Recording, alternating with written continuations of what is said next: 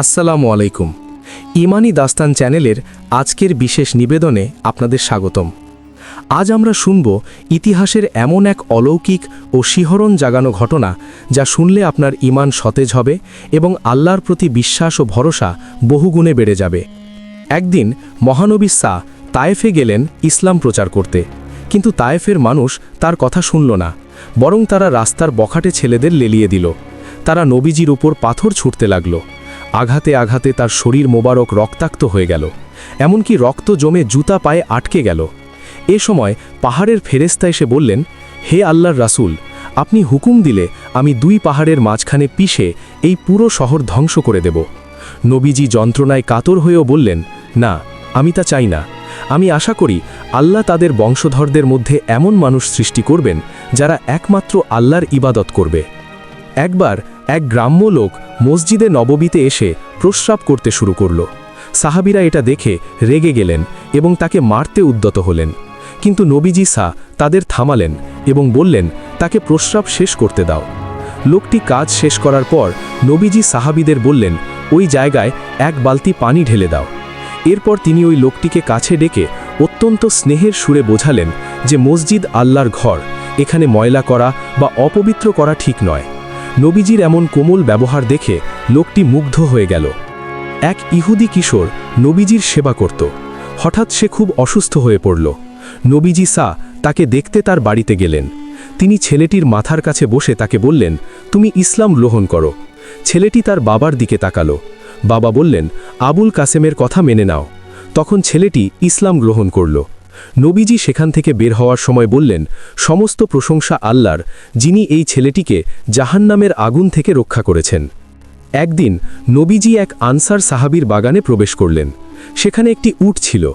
উটটি নবীজিকে দেখে কেঁদে ফেলল এবং তার চোখ দিয়ে অঝরে পানি পড়তে লাগল। নবীজি উটটির কাছে গিয়ে তার চোখের পানি মুছে দিলেন এবং তার কুঁজে ও ঘাড়ে হাত বুলিয়ে আদর করলেন। এতে উটটি শান্ত হল। এরপর নবীজি জিজ্ঞেস করলেন, এই উটের মালিক কে? এক আনসার যুবক এগিয়ে এসে বলল, হে আল্লাহর রাসূল, এটা আমার। নবীজি বললেন, তুমি কি এই বোবা প্রাণীটির ব্যাপারে আল্লাহকে ভয় করো না?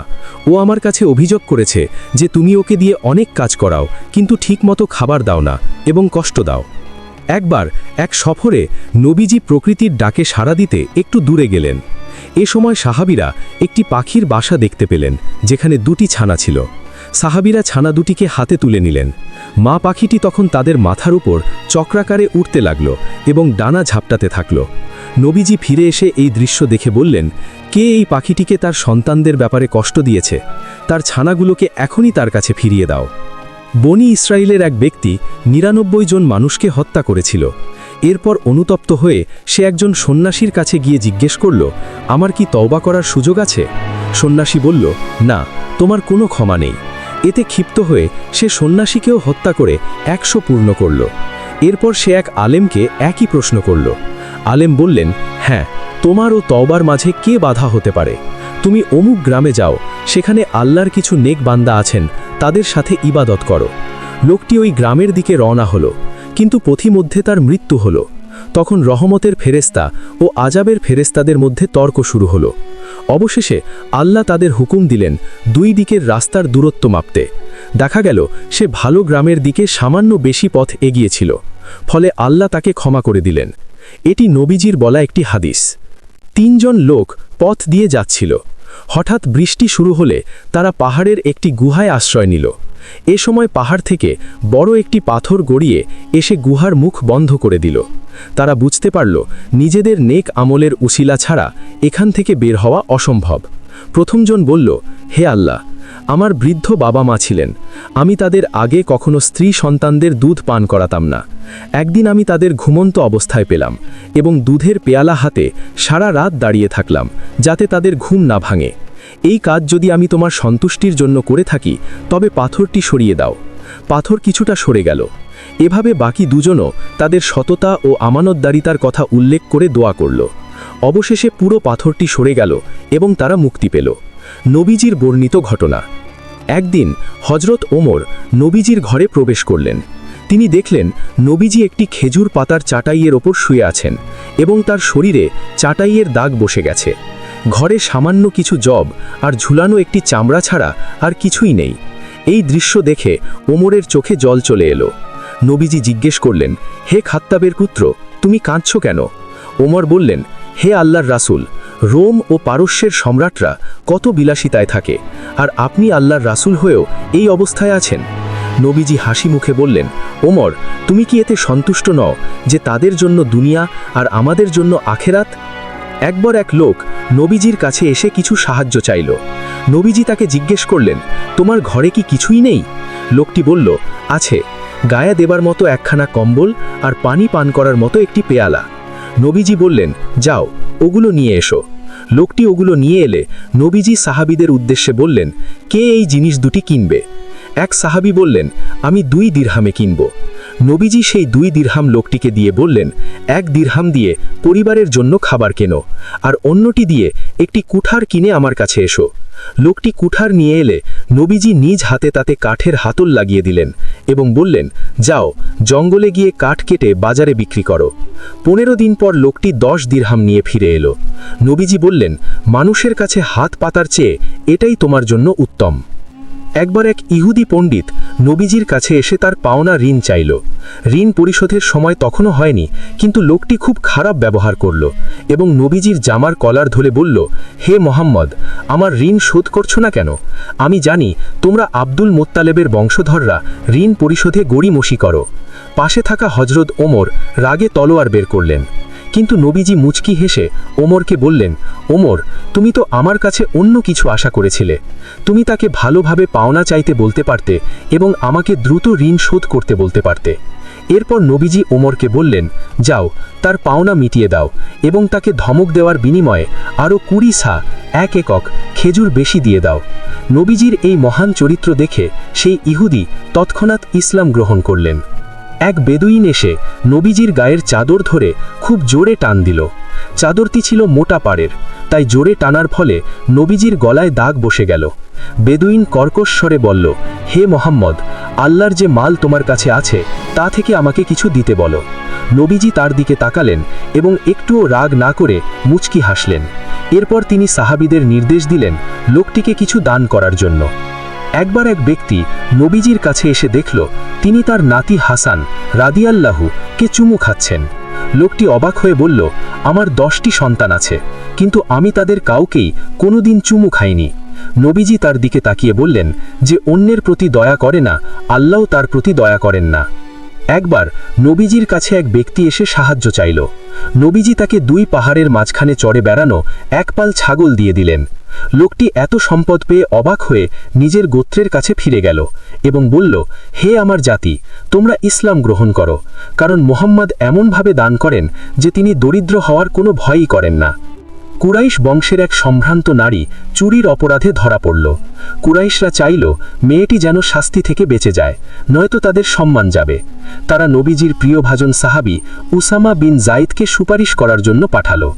উসামা সুপারিশ করলে নবীজি অত্যন্ত রাগান্বিত হয়ে বললেন, তোমরা কি আল্লাহর দেওয়া শাস্তির বিধানের সুপারিশ করছো? মনে রেখো, তোমাদের আগের জাতিরা ধ্বংস হয়েছে, কারণ তাদের কোনো সাধারণ মানুষ চুরি করলে তারা শাস্তি দিত, আর কোনো সম্ভ্রান্ত ব্যক্তি চুরি করলে তাকে ছেড়ে দিত। আল্লাহর কসম, আজ যদি আমার মেয়ে ফাতেমাও চুরি করত, তবে আমি তারও হাত কাটার নির্দেশ দিতাম। নবীজি সাহাবীদের একটি গল্প শোনালেন যে একবার এক ব্যক্তি রাস্তা দিয়ে যাওয়ার সময় প্রচণ্ড পিষ্টার্ত হয়ে পড়ল।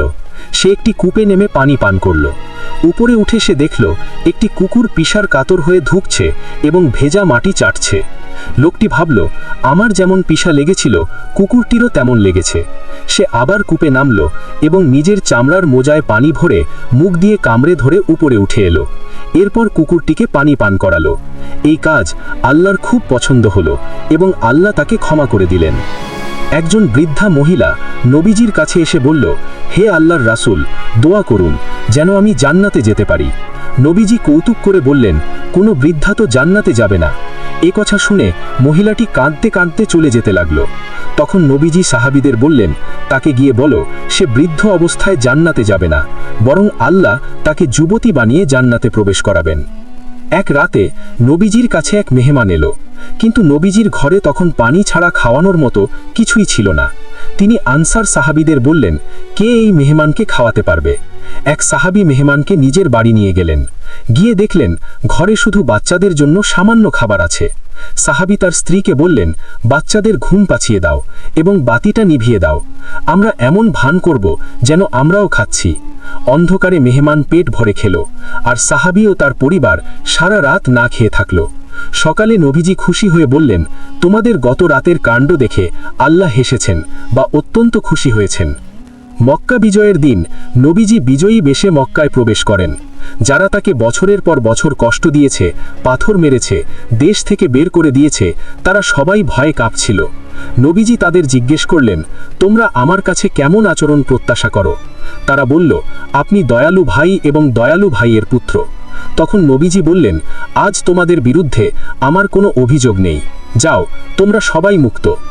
উহুদের যুদ্ধে কাফেরদের আঘাতে নবীজি সাল্লাল্লাহু আলাইহি ওয়াসাল্লাম খুতবা দেওয়ার সময় একটি খেজুর গাছের শুকনো কাণ্ডে হেলান দিয়ে কথা বলতেন। সাহাবীরা যখন তার জন্য একটি মিম্বর বা বসার স্থান বানিয়ে দিলেন, তখন তিনি মিম্বরে দাঁড়িয়ে খুতবা দেয়া শুরু করলেন।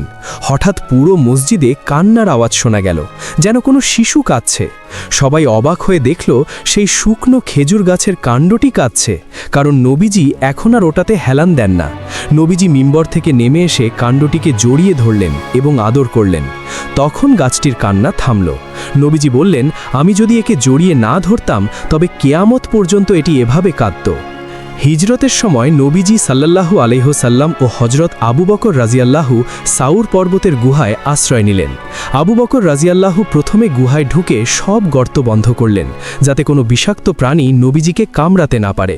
কিন্তু একটি গর্ত বন্ধ করার মতো কাপড় তার কাছে ছিল না, তাই তিনি নিজের পায়ের গোড়ালি দিয়ে সেই গর্তটি চেপে রাখলেন। নবীজি তার কোলে মাথা রেখে ঘুমিয়ে পড়লেন। এমন সময় গর্তের ভেতর থেকে একটি সাপ আবু বকর রাজিয়াল্লাহুর পায়ে কামড় দিল। যন্ত্রণায় তার চোখ দিয়ে পানি পড়তে লাগল, কিন্তু নবীজির ঘুম ভেঙে যাবে বলে তিনি নড়লেন না। একসময় তার চোখের পানি নবীজির গালের ওপর পড়লে নবীজির ঘুম ভেঙে গেল। সব শুনে নবীজি তার লালা মুবারক ক্ষতস্থানে লাগিয়ে দিলেন এবং সাথে সাথে ব্যথা ভালো হয়ে গেল। জাহেদ নামে এক সাহাবী ছিলেন, যিনি দেখতে খুব একটা সুন্দর ছিলেন না এবং গ্রামের জিনিসপত্র শহরে এনে বিক্রি করতেন। একদিন তিনি বাজারে দাঁড়িয়ে পণ্য বিক্রি করছিলেন। নবীজি পেছন দিক থেকে এসে তাকে জড়িয়ে ধরলেন, যাতে জাহেদ তাকে দেখতে না পান। জাহেদ বললেন, কে আমাকে ধরেছে? ছেড়ে দাও। এরপর তিনি ঘাড় ফিরিয়ে দেখলেন এটি নবীজি। তখন তিনি নিজের পিঠ নবীজির বুকের সাথে আরও শক্ত করে লাগিয়ে দিলেন। নবীজি মজা করে লোকদের বলতে লাগলেন, কে আছে এই গোলামকে কিনবে? জাহেদ বললেন, হে আল্লাহর রাসূল, আমাকে বিক্রি করতে গেলে তো খুব সস্তা দাম পাবেন, আমি যে অকেজো। তখন নবীজি বললেন, কিন্তু আল্লাহর কাছে তোমার দাম অনেক বেশি।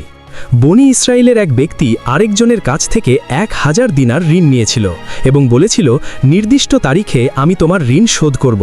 আল্লাহই এর সাক্ষী। ঋণের মেয়াদ শেষ হলে সে টাকা নিয়ে নদীর ঘাটে এলো, কিন্তু নদী পার হওয়ার কোনো নৌকা পেল না। সে ভাবল, আমি তো আল্লাহর নামে ওয়াদা করেছি। তাই সে একটি কাঠের টুকরো নিয়ে তা ছিদ্র করল এবং তার ভেতর 1000 দিনার এবং একটি চিঠি ভরে মুখ বন্ধ করে দিল। এরপর সে আল্লাহর উপর ভরসা করে কাঠটি নদীতে ভাসিয়ে দিল। নদীর ওপারে পাওনাদার টাকার অপেক্ষায় দাঁড়িয়েছিল। সে দেখল একটি কাঠ ভেসে এসেছে। সে কাঠটি জ্বালানি হিসেবে ব্যবহারের জন্য বাড়িতে নিয়ে গেল। কাঠটি চেরার পর সে দেখল তার ভেতর সেই 1000 দিনার এবং চিঠিটি রয়েছে। একবার এক ব্যক্তি এক খণ্ড জমি কিনল। জমি কেনার পর সে সেখানে একটি কলসি ভর্তি সোনা পেল। লোকটি বিক্রেতার কাছে গিয়ে বলল, ভাই, আপনার সোনা ফেরত নিন, আমি আপনার কাছ থেকে শুধু জমি কিনেছি, সোনা কিনিনি। বিক্রেতা বলল, আমি তো জমির সাথে যা কিছু আছে সব বিক্রি করে দিয়েছি, তাই এই সোনা আমার নয়। দুজনেই সোনা নিতে অস্বীকার করল এবং বিষয়টি নিয়ে বিচারকের কাছে গেল। বিচারক বললেন, তোমাদের কি ছেলে মেয়ে আছে? একজন বলল, আমার ছেলে আছে। অন্যজন বলল, আমার মেয়ে আছে। বিচারক রায় দিলেন, তোমাদের ছেলে মেয়ের বিয়ে দিয়ে দাও এবং এই সোনা তাদের খরচ ও দান খয়রাতে ব্যয় করো। নবীজির বলা একটি ঘটনা। মসজিদে নববীতে এক কৃষ্ণাঙ্গ নারী নিয়মিত ঝাড়ু দিতেন। একদিন নবীজি তাকে দেখতে না পেয়ে সাহাবীদের জিজ্ঞেস করলেন, ওই মহিলাটি কোথায়? সাহাবীরা বললেন, হে আল্লাহর রাসূল, তিনি গতরাতে ইন্তেকাল করেছেন এবং আমরা তাকে দাফন করে দিয়েছি, আপনাকে কষ্ট দেওয়া ঠিক মনে করিনি। নবীজি এতে কষ্ট পেলেন এবং বললেন, তোমরা আমাকে জানাওনি কেন? এরপর তিনি ওই নারীর কবরের কাছে গেলেন এবং বিশেষ গুরুত্ব দিয়ে তার জন্য জানাজার নামাজ ও দোয়া পড়লেন। নবীজি এক ব্যক্তির গল্প শোনালেন যে সারা জীবন অনেক পাপ করেছিল। মৃত্যুর সময় সে তার সন্তানদের ওসিয়ত করল, আমি মারা গেলে আমার দেহ পুড়িয়ে ছাই করে দিও এবং বাতাসের তীব্র প্রবাহে সেই ছাই সাগরে ও স্থলভাগে ছড়িয়ে দিও, কারণ আল্লাহ যদি আমাকে ধরতে পারেন তবে এমন শাস্তি দেবেন যা কাউকে দেননি। তার মৃত্যুর পর সন্তানেরা তাই করল, কিন্তু আল্লাহ বাতাস ও সাগরকে নির্দেশ দিল তার ছাই একত্রিত করতে। এরপর আল্লাহ তাকে জীবিত করে জিজ্ঞেস করলেন, তুমি এমনটি কেন করেছিলে? লোকটি বলল, হে আল্লাহ, শুধুই আপনার ভয়ে। তখন আল্লাহ তাকে ক্ষমা করে দিলেন। সাহাবী সুহাইব রুমি রাজিয়াল্লাহু যখন মক্কা থেকে মদিনায় হিজরত করতে চাইলেন, তখন কাফিরেরা তার পথ আটকে দাঁড়ালো। তারা বলল, তুমি আমাদের এখানে গরিব অবস্থায় এসেছিলে, এখন অনেক সম্পদ কামিয়েছ, আমরা তোমাকে এই সম্পদ নিয়ে যেতে দেব না। সুহাইব বললেন, আমি যদি আমার সব সম্পদ তোমাদের দিয়ে দিই তবে কি আমাকে যেতে দেবে? তারা রাজি হলো।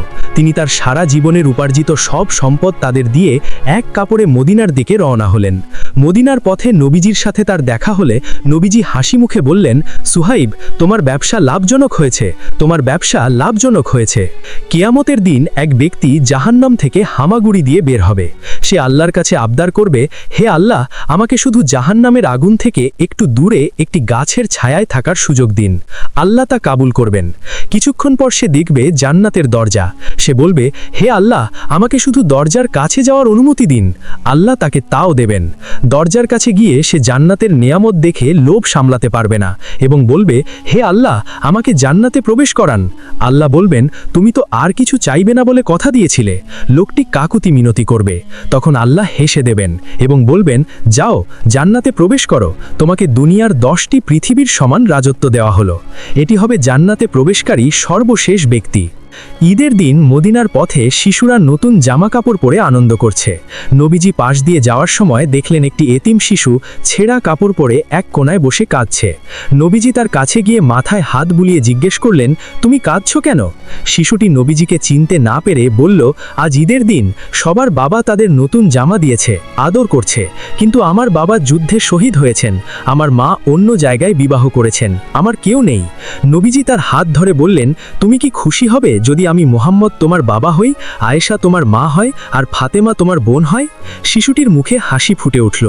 নবীজি তাকে বাড়ি নিয়ে গেলেন, গোসল করালেন এবং নতুন জামা দিয়ে ঈদের আনন্দ উপহার দিলেন। এক বৃদ্ধা মহিলা মক্কা ছেড়ে চলে যাচ্ছিলেন।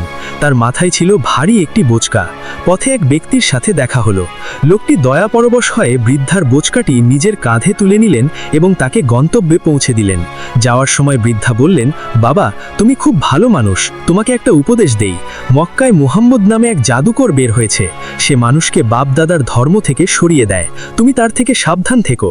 লোকটি মুচকি হেসে বললেন, মা, আমিই সেই মুহাম্মদ। বৃদ্ধা অবাক হয়ে থমকে গেলেন এবং বললেন, যদি তুমিই সেই ব্যক্তি হও তবে তোমার মতো ভালো মানুষ আর মিথ্যাবাদী হতে পারে না, আমাকে কালিমা পড়াও। এবং তিনি ইসলাম গ্রহণ করলেন। জুলাইবিব রাজিয়াল্লাহু ছিলেন এক সাহাবী যিনি দেখতে তেমন সুদর্শন ছিলেন না এবং তার বংশমর্যাদাও জানা ছিল না। কেউ তাকে নিজের মেয়ের জামাই হিসেবে মেনে নিতে চাইত না। একদিন নবীজি এক আনসার সাহাবীকে বললেন তার মেয়ের সাথে জুলাইবিবের বিয়ে দিতে। সাহাবী ও তার স্ত্রী ইতস্তত করছিলেন, কিন্তু তাদের মেয়েটি বলল, আল্লাহর রাসূল যার ব্যাপারে সন্তুষ্ট, আপনারা কি তাকে ফিরিয়ে দেবেন? অবশেষে তাদের বিয়ে হলো। বিয়ের কিছুদিন পরই এক যুদ্ধে জুলাইবিব শহীদ হলেন। যুদ্ধের পর নবীজি লাশের স্তূপের মধ্যে তাকে খুঁজে বের করলেন এবং নিজের হাতে তাকে কবরে নামালেন। নবীজি বললেন, জুলাইবিব আমার থেকে আর আমি জুলাইবিব থেকে। খন্দকের যুদ্ধের সময় সাহাবীরা পেটে পাথর বেঁধে মাটি কাটছিলেন। জাবের রাজিয়াল্লাহু দেখলেন ক্ষুধার জ্বালায় নবীজির পেটের মোবারকেও পাথর বাঁধা। তিনি সহ্য করতে না পেরে বাড়ি গিয়ে স্ত্রীকে বললেন সামান্য কিছু খাবার রান্না করতে। স্ত্রী একটি ছোট বকরির বাচ্চা জবাই করলেন এবং কিছু জব বিশলেন। জাবের রাজিয়াল্লাহু এসে চুপি চুপি নবীজিকে দাওয়াত দিলেন, হে আল্লাহর রাসূল, আপনি আর অল্প কয়েকজন সাহাবী নিয়ে আমার বাড়ি আসুন। কিন্তু নবীজি উচ্চস্বরে সবাইকে ডেকে বললেন, হে পরিখবাসী, জাবের আমাদের দাওয়াত দিয়েছে, চলো সবাই। প্রায় 1000 সাহাবী রওনা হলেন। জাবের চিন্তায় পড়ে গেলেন, কিন্তু নবীজির দোয়ার বরকতে সেই সামান্য খাবার 1000 জন সাহাবী খেলেন, তবুও পাতিলের খাবার কমল না। মক্কা বিজয়ের পর ওয়াহিশি ইবনে হার্ব, যিনি উহুদ যুদ্ধে নবীজির প্রিয় চাচা হামজা রাজিয়াল্লাহুকে শহীদ করেছিলেন, পালিয়ে বেড়াচ্ছিলেন। অবশেষে কোনো উপায় না পেয়ে তিনি মদিনায় এসে নবীজির কাছে ইসলাম গ্রহণ করলেন। নবীজি তাকে ক্ষমা করে দিলেন, তবে ছল ছল চোখে বললেন, হে ওয়াহিশি, সম্ভব হলে তুমি আমার সামনে এসো না, কারণ তোমাকে দেখলে আমার চাচা হামজার কথা মনে পড়ে এবং আমি কষ্ট পাই। ওয়াহিশি এরপর থেকে সব সময় নবীজির আড়ালে থাকার চেষ্টা করতেন এবং পরবর্তীতে ভণ্ড নবী মুসাইলেমাকে হত্যা করে ইসলামের বড় সেবা করেছিলেন। একবার ইয়ামামার সর্দার সুমামা বিন উসাল মক্কার সীমান্তে ধরা পড়লেন। সাহাবীরা তাকে মসজিদে নববীতে একটি খুঁটির সাথে বেঁধে রাখলেন। নবীজি তার পাশ দিয়ে যাওয়ার সময় জিজ্ঞেস করলেন, সুমামা, তোমার মনে কি আছে? সুমামা বললেন, যদি আমাকে হত্যা করেন তবে এক খুনিকে হত্যা করবেন, আর যদি মুক্তি দেন তবে এক কৃতজ্ঞ ব্যক্তিকে মুক্তি দেবেন। 3 দিন একই প্রশ্ন ও উত্তরের পর নবীজি সাহাবীদের বললেন, তাকে ছেড়ে দাও। মুক্তি পেয়ে সুমামা কাছের একটি খেজুর বাগানে গিয়ে গোসল করলেন এবং ফিরে এসে ইসলাম গ্রহণ করলেন। তিনি বললেন, হে আল্লাহর রাসূল, কিছুক্ষণ আগে আপনার চেহারা আমার কাছে সবচেয়ে ঘৃণিত ছিল, এখন তা আমার কাছে সবচেয়ে প্রিয়। যখন কোরআনের এই আয়াত নাজিল হলো, তোমরা ততক্ষণ পর্যন্ত পুণ্য লাভ করতে পারবে না যতক্ষণ না তোমরা তোমাদের প্রিয় বস্তু আল্লাহর রাস্তায় ব্যয় করো, তখন আবু তালহা রাজিয়াল্লাহু নবীজির কাছে এলেন। মসজিদে নববীর ঠিক সামনেই তার বাইরুহা নামে একটি বিশাল বাগান ছিল, যা তিনি খুব ভালোবাসতেন। তিনি বললেন, হে আল্লাহর রাসূল, আমার সবচেয়ে প্রিয় সম্পদ এই বাগানটি আমি আল্লাহর রাস্তায় দান করে দিলাম। নবীজি খুব খুশি হলেন এবং বললেন, এটি তো খুব লাভজনক সম্পদ। আমি পরামর্শ দিচ্ছি, তুমি এটি তোমার আত্মীয় স্বজন ও গরিব মিসকিনদের মধ্যে বন্টন করে দাও। নুয়াইমান রাজিয়াল্লাহু ছিলেন একজন হাস্যরসিক সাহাবী। একদিন তিনি দেখলেন এক বেদুইন মধু বিক্রি করছে। তিনি মধু নিয়ে নবীজির ঘরে পাঠিয়ে দিলেন এবং বিক্রেতাকে বললেন, তুমি ওই ঘর থেকে টাকা নিয়ে যাও। নবীজি ভাবলেন এটি উপহার। পরে বিক্রেতা এসে টাকা চাইলে নবীজি বিষয়টি বুঝতে পারলেন এবং মুচকি হেসে দাম পরিশোধ করলেন। পরে তিনি নুয়াইমানকে জিজ্ঞেস করলেন, তুমি এমন কেন করলে? নুয়াইমান বললেন, হে আল্লাহর রাসূল, আমি চাইছিলাম আপনি ভালো মধুটা খান, কিন্তু আমার কাছে টাকা ছিল না। নবীজি তার এই কাণ্ড দেখে হেসে ফেললেন। এক রাখাল তার ছাগল চড়াচ্ছিল। হঠাৎ একটি নিকড়ে এসে একটি ছাগল ধরে নিয়ে